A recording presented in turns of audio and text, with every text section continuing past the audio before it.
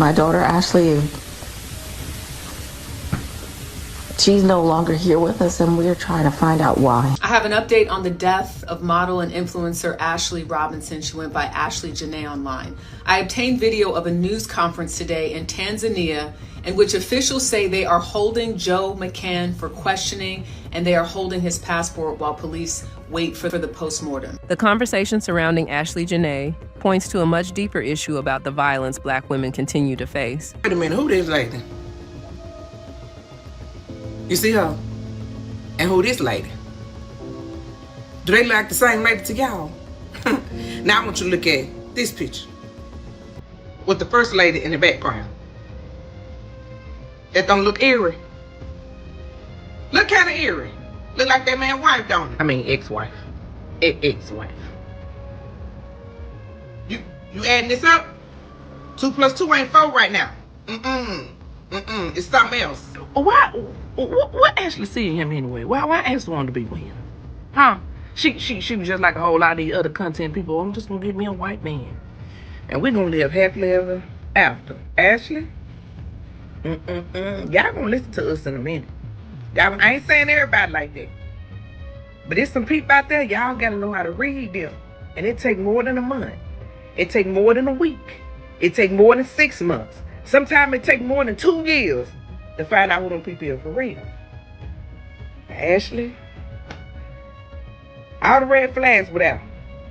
You just weren't. As new details emerge about the mysterious death of the 31-year-old influencer, including reports that her fiancé was brought in for questioning and had his travel documents withheld. We have been unable to reach Joe McCann. Now, yesterday I reported on this story. You may recall Robinson was on vacation of a lifetime in Zanzibar, an island off the coast of Tanzania in Africa. She was there to celebrate her 31st birthday with her boyfriend of about 1.5 years, according to the family. Joe McCann proposed to her on that trip, but last week, something went terribly wrong. Police say Robinson was found unconscious in her villa and was rushed to the hospital, where she was later pronounced dead. Now, her parents received a call from McCann saying that something had happened, but they say it was the resort that told them about the death of their child.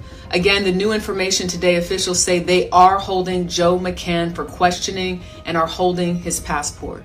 Many people see the case as another reminder of how vulnerable Black women can remain in relationships. Baby, maturing is knowing that a white man can change my life with his money, and he can take it from me with his money.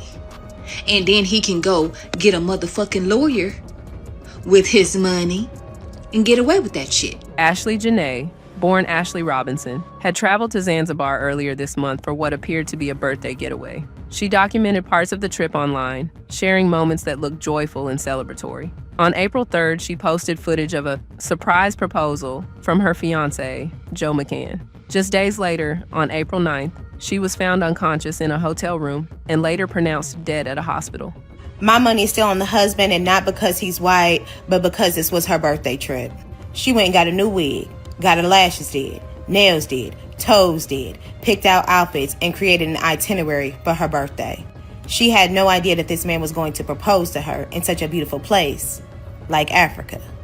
She would have been ecstatic. It's my birthday and my man is proposing to me? Hell yeah. I do not feel like anywhere in her mind it would have been, it's my birthday, my man is here, he didn't propose to me. This is a great time to just end it all. Authorities first suggested suicide, but her family later described the death as suspicious and said there were many unanswered questions. In a public statement, her family said the suddenness of the tragedy, the unanswered questions, and the fact that it happened so far from home made the situation even more painful. That the person, that Joe McCann, who she was traveling with,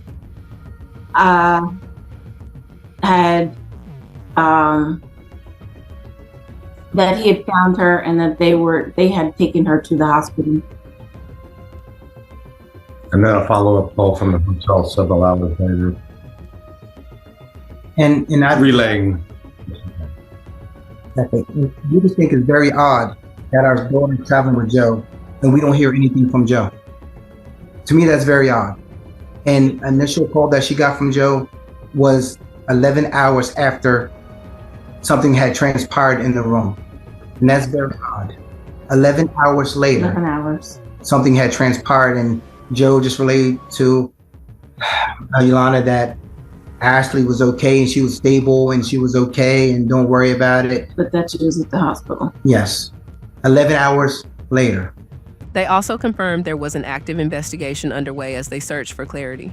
I would think that's farther from the truth. If you go to her page, you know, as you can see, she was a beacon of light. You know, she liked being in the limelight. It's like being in the camera. She was an influencer. You know, she loved her family. She loved her family. She loved her family. Most important. Although many facts remain unclear, reports claim the couple may have argued during the trip and were placed in separate hotel rooms. She was starting the next chapter of her life. She called us and FaceTimed us to share with us her travel. Ashlee's mother says she never would have expected that less than a week later, her daughter would be dead. On April 8th, she says Ashlee called saying she and her fiance got into an argument and were moved to separate rooms. The next day, she received another call, this time from her fiance. He told me that Ashlee did something to herself and that she was being taken to the hospital. I said, what happened when? And he told me it had been 11 hours prior. Hours later, the luxury resort the couple was staying at called saying that Ashlee passed away. With so little confirmed information, speculation spread rapidly online. Public figures also commented, with some openly doubting the initial explanation. But beyond internet reactions, the case has sparked a wider conversation about relationship violence, safety, and how often Black women are left unprotected. Some people have focused on interracial dating dynamics and questions of power. So I don't know if you heard about this Black girl who was dating this white man who looked like a skinhead. She was found dead in the hotel room, hanging. Her boyfriend decides to report it weeks after she dies. And they show a video of them, you know, being cute, you know, racial, cute, dumb videos that people do. So he doesn't know how it happened. It's disgusting and f***ed up that she had to suffer this, and her family. My thing is that I'm glad it's not a Black dude, because Black men get so much bad and negative stereotypes. Bad people come in all races, but for some reason Black men just get they're the fucking worst.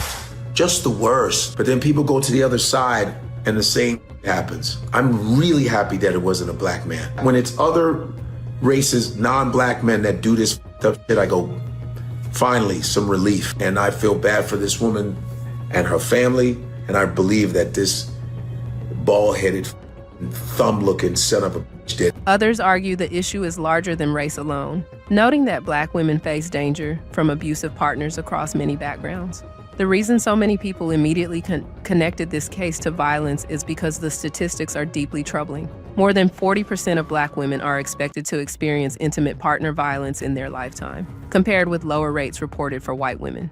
Black men's amusement when a Black woman's life is taken from her needs to be studied. And no, it's not just because her man is white. Her man being white is why they feel confident enough to play around in the comment section. They look for confirmation biases for them to go, you see, she deserved her life being taken. You see, we don't care because XYZ. And they found the perfect bait. Her not being with a Black man. Even though statistically, even though a Black woman's biggest predator, but they will go in the comment sections and make fun, act like they don't care. Well, they don't care. Laugh and argue with other Black women because, for what? You're happy that she's gone? You're mad because she wasn't with a Black man? You think it's funny because why? The internal hatred, jealousy, and envy that some of y'all have against Black women needs to be studied. Because the second a Black woman is down, the second that she is experiencing something traumatic in her life or her life is taken, you guys find the opportunity to laugh and show your true colors. Many also face emotional and psychological abuse.